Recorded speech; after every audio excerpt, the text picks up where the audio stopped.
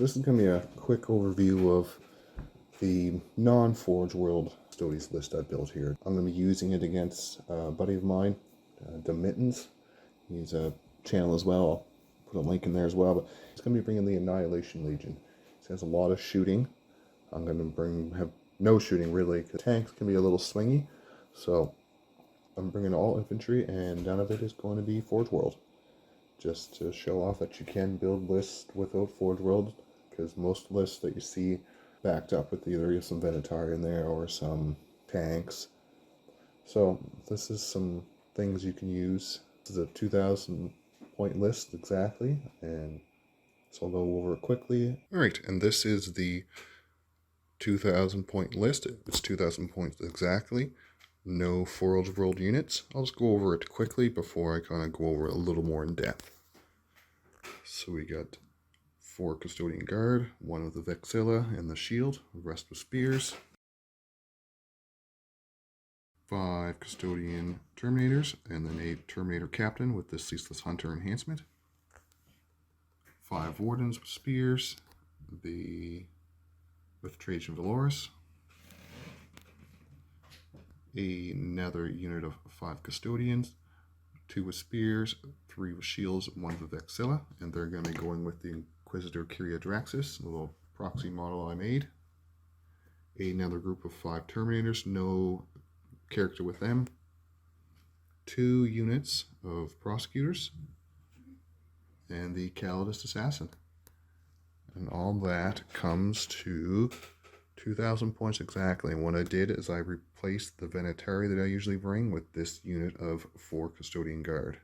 And now I'll just kind of go over this army a little bit and why I take it, and with a little bit of the other units that aren't in this list, that are in the index that aren't Forge World, and what I think about them, and stuff like that. I'll try to cut out as much of the rambling as I can, so I'm sorry if it looks a little cut and janky in some places, but I just wanted to save you guys a little time and have a quick little overview for people that are a little curious about Custodes and if you can actually play them without Forge World. I had someone ask in a comment last week just about if it's possible to play Custodes without Forge World, and it totally is. Yeah, you won't have as much anti-tank, but play without any anti-tank usually anyways, so it doesn't bother me that much. Alright, let's go through the list. And we'll start off with instead of the Venatori that I usually bring, the 3-man Venatori, I brought a 4-man of Custodian Guard, so it's 3 spears with 1 shield with the Vexilla. Just for some pressure, I might put them in reserve to try to, or deep strike to try to rapid ingress them, or I might just use them for extra pressure. Then we have the Prosecutors. They're just full Prosecutors. I got two of them, so 80 points for those, for the both of them. And they're just for home field objectives, maybe investigate sites, maybe push into the middle of first turn for aerial denial or something like that, so I don't have to put my more expensive units out in the open. So they're pretty simple. They're just your chaff. And then you have your Wardens. Your Wardens are the same stats as your Custodian Guard. Your Custodian Guard and your Wardens are both 6 toughness, 3 wounds each, 2 up save, 4 up invuln. But the Wardens are also -1 to wound if you're attacking them with something higher than their toughness. And they also have a 4 up feel no pain once per game. So they can be pretty tanky. They usually use them for putting them in the objective that you want to hold the most. Usually the center they'll go to. And then we have the backbone really of the list, as I have 2 groups of 5 Terminators. They're great for having 1 for rapid ingressing. They're great for golden light, so at the end of the opponent's turn, if they're not in engagement, they can go, you can pick them up and put them down in your next turn. You can deep strike them, so they're great for that, for repositioning. Another video, I go over these ones a little more. I have 2 groups of 5 Terminators, and they're the backbone of this list. They reroll wounds against characters, units, vehicles, monsters, all that fun. So pretty much anything important, they reroll their wounds. They're toughness 7, 4 wounds, 2 up save, 4 up invuln, movement 5. So they're not as fast as they were in 9th, but they're tough. They hit very hard. And with a captain with them, you can really make them stay. Golden Light, you can pick them up once per game with Golden Light. At the end of the opponent's turn, if they're not in engagement, you can pick them up and drop them down on your next turn. They're great for putting pressure in the back lines to make the opponent have to turn around to deal with them. They're great distractions, and they're just one of my favorite. I like the look of them, and I like the utility of them. So I like having 2 groups of 5. All right, and this is the last of the infantry units before characters, and this is just another group of Custodian Guard, 5 of them, 3 with shields, 2 with spears. This is not as killy, but it's has a lot more staying power. With 4 wounds each, with these shields add another wound, so now they are toughness 6, 4 wounds, 2 up save, 4 up invuln, so they're hard to get rid of. They also, with the Vexilla, gives them 1 more OC, so they're all OC2. All the infantry are OC2, and the Vexilla adds another 1. So even if they're battle shocked, you still have OC1. And when these fellas have control and objective, they reroll their wounds. So having the Vexilla in your groups of Custodian Guard is almost unnecessary. It really helps. Yeah, it helps us because you can use him to soak some, pitter patter fire. And then you can bring them back the next turn for a CP. Wait for charging onto an objective. You steal the objective, and all of a sudden you're rerolling all your wounds, and you pretty much nuke anything that's on there. And with the character I have paired with them, it's a great little combo. This is Draxis, the Inquisitor. She goes great with this particular unit, the Custodian Guard, the 5 of them with the 3 shield fellas. And it makes this unit a shooting unit pretty much, because her abilities, if you're facing any Xenos, it makes this whole unit a +1 to hit. It doesn't matter too much with the Custodian Guard because they're already hitting on 2s, but it helps because her attacks are hitting on 3s. She has an ability at the first of the command phase. You roll a dice on a 2-up. You are now 18-inch lone operative instead of the usual 12 for her entire unit. And then her shooting is really what makes her pretty special. Her gun she has, it's 4 attacks, hitting on 3s. So, if you're facing Xenos, that's hitting on 2s. Strength 4, AP 0, damage 2, which, might not be anything, but it's anti-infantry 4, devastating wounds with assault. So it pairs well with these fellas because they all have assault as well too. So you can advance them up, use her to shoot. She also has a psychic attack, which you can't use if you advance, but it's still very useful because it's indirect. It's only 18 inches. Both the weapons are 18 inches, but it's still enough where you can use it as a shooting threat. She has 6 attacks, hitting on 3s, 2s against Xenos, strength 6, AP 0, damage 2. Once again, doesn't seem that bad, but it's indirect fire, psychic, sustain hits 2.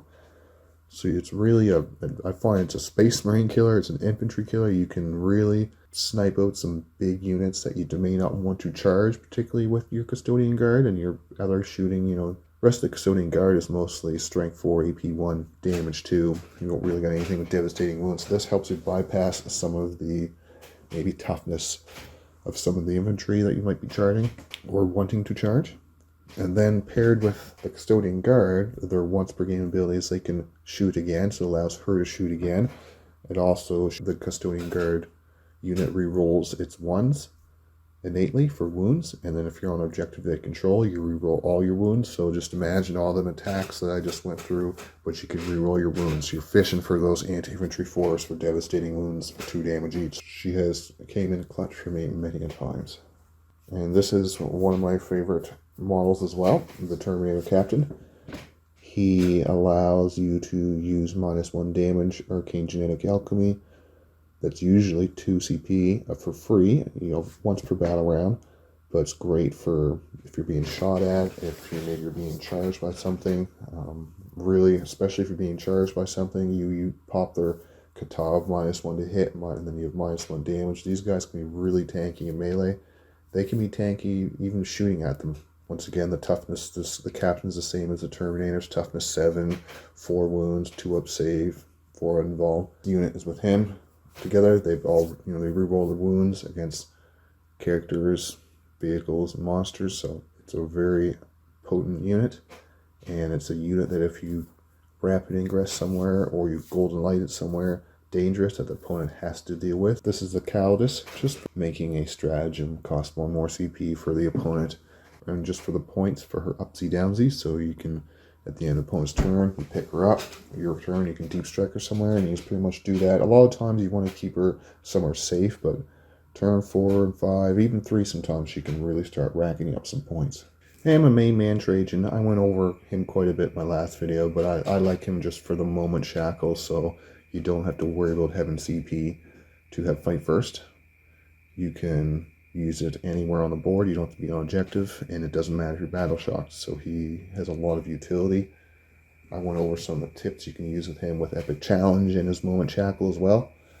But that is the list. That's 2,000 points, and I'll quickly go over the other units. I'm trying not to make this video too long. And here we have the regular shield captain with the spear. Everyone in my army that can have a spear has a spear. It's the better weapon, and it just makes it simple and faster when you're playing. You know, everything has 5 attacks, strength 7, AP 2, damage 2. It's pretty simple. Unless they have the shield, and then they'll have the sword, and the sword is strength 6, 5 attacks, AP 2, damage 1. And the shield captain, you can use him instead of Trajan if you like, because it allows you to use Arcane Genetic Alchemy free as well. But if you already have a Terminator Captain, you can't use that same ability twice per battle round. It's only once. You can also use 2 katas at the same time, so you could have sustained hits and lethal hits, or maybe -1 to hit and sustained hits. And then once per game, you can use all three at the same time. But I'd rather Trajan, and with the points of the Custodes right now, you just don't really have a lot of points for extra anything, really. You gotta be pretty savvy with your points. He's good, I like him, but I just don't use him that much, sadly. Shield Captain on the bike. I think he's a great looking model, but I think he is one of the worst models in our index. He is way overcosted. 180 points base, and if you put on an, Ceaseless Hunter, like I have it on my Terminator Captain. So if you put Ceaseless Hunter on him, he's 210 points, and that's just too much. You could buy 3 Terminators for that price. Big thing about him is he has the free battle tactic once per battle round. Well, Arcane Genetic Alchemy only works on infantry, so it doesn't work on him. So if you can't use that, it really neuters his utility and his ability to stay around. He'll get killed pretty fast. They're faster than everyone else, but they're not that much faster for the points. Valaran can be very good against melee armies, or even if you're just struggling for points, maybe you're saying, hey, I don't want any of these characters in my list, because a lot of the characters are, I find, overcosted by probably 20 points. So maybe you just bring Valaran. He's the cheapest custodian character. He is his Armor of Content in melee, so -1 AP. And he has 7 attacks, AP 3, damage 2. Once per battle round, he can re-roll for free a saving throw, a hit, or a wound. Once per game, he can change that to a 6, the one that he re-rolls. That's kind of meh. It's not a bad ability, but it's mostly the -1 AP in melee combat. So he's great against orcs, he's great against world eaters, but I usually like to take Trajan against world eaters just for the free fight first with Moment Shackle. That's Valaran. I like him. I think it's cool. I think he is hard to find his model. We have the regular Virtus Praetors. I think they're cool looking, but they suffer the same thing from the captain. They're overcosted. They have only 4 wounds, toughness 6, 2 up save, 4 up invuln, so they're not that much better than a Custodian Guard. They have the same weapon, but they have lance on the charge, but it's still 5 attacks, AP 2, damage 2, hitting on 2s. They're faster, like I said, they're faster than a Custodian Guard unit, but for the points and how easy they are to kill for the points, they're just not worth it. Hopefully in the balance update, we'll get a few point reductions for them, and they'll be much more usable, because I like the look of them. The shooting weapon's pretty pitiful, so they're going to have to go down by quite a bit, really, for them to be usable, really. Well, anything's usable, but you won't feel so bad when they die if they're not 80 points a unit or where they are. The Blade Wizard, great character. There's not much bad you can say about the Blade Champion. Right now, I just don't take him a lot just because there's just not enough points. once you start adding up your units. And the one character that you do like to take it, like I like to take Trajan, and once you add Trajan in your unit, you just don't have enough points for any other characters really. He has great weapon profiles. He's one of the only units you can actually get devastating wounds with in melee. He makes the unit he's with so much faster. You can reroll your advances and your charges, and once per game you can advance and charge. So it makes your unit, usually you put him with Wardens, and it makes Wardens very fast, and it makes him extra tanky with the Wardens, so he stays around being able to get those devastating wounds. You throw Ceaseless Hunter on him as well, so he can fall back and charge, and then once per game, if someone gets within 9, you can move 6, so you can either use that to get a little closer or a little further away. We have our Vigilators. There's not too much said about them. They're more expensive than the Sisters. The Prosecutors, they're squishy, just like the Prosecutors, so it's hard to get them up in the melee. Against Psyker units, they could be good. And if they went down, like I would love to actually see in the balance update, these Sisters actually go down by quite a bit of points, so you could start throwing a bunch of them in here. And I think it would help make the Custodian units actually feel more elite if you had a lot more, you know, some chaff all around, instead of just 1 or 2 units of Prosecutors with everything else being Custodes. They have a great defense against psychic damage, but there's just not a lot of it in the game. 1,000 Suns maybe, but you're not going to bring a whole bunch of Vigilators for 1,000 Suns, throw them in a Rhino and drive out the board. I mean, you could, and it might work, but most of the time you're not doing that. And I'll go over the 2 Sisters that you can add with these Vigilators. They're not bad. They're just, once again, overcosted. They're not really worth taking. The only ones you're really going to take are Prosecutors and the next unit. Alright, and then I think this might be the last one in my list here is the Witch Seekers. Witch Seekers are 10 more points than the Prosecutors, so I didn't put them any in my list that I have, just because I didn't really have the points left over to do it. I would have to drop a unit of Prosecutors to fit them and then have 30 points left over. I would just rather have the 2 Prosecutors, but they're great for screening first turn charges. They're great for pre-scouting to get on objectives. So if you get first turn, they're great for getting hopefully area deny, or even just getting on the middle objective without having to put on a big expensive Custodian Wardens or Terminator block. You can put those girls on there and let them either get shot off and come get it, or really good utility. I wish they were a little bit cheaper. This little trick will cost 2 CP, and in some situations it can be very handy. I like to use against shooting armies, especially if I don't want to get out in the open yet and I want to pull them in. So what you can do here, say there's an objective here behind this wall, but there's also a Doomsday Ark and some heavy destroyers up there. So what you can do is, if you have the movement, maybe you're going from your home field objective, you're trying to get to the middle here. So you get an advance, you get a good advance, so you get like a 6, you can move 12. So instead of running up there on this objective, you put yourself here. So instead of running into that objective, you kind of put yourself here behind this wall, and then you're going to put one guy, just like that, right where he can be shot. You know, he's in line of sight of everyone. Everyone can see him. Guy there, and then your opponent's turn.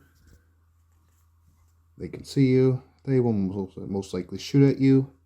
Depends on what they're shooting at you with. They're only really going to get one unit to shoot at you with, but you might want to pop since they're the Wardens, you might want to pop their 4-up, feel no pain, once per game, or -1 damage if you really need to. Someone shoots at them, he dies, maybe another one dies. And then on your turn, 1 CP to bring him back in your command phase. And then in your movement phase, you're going to sticky that objective and move him back behind this wall.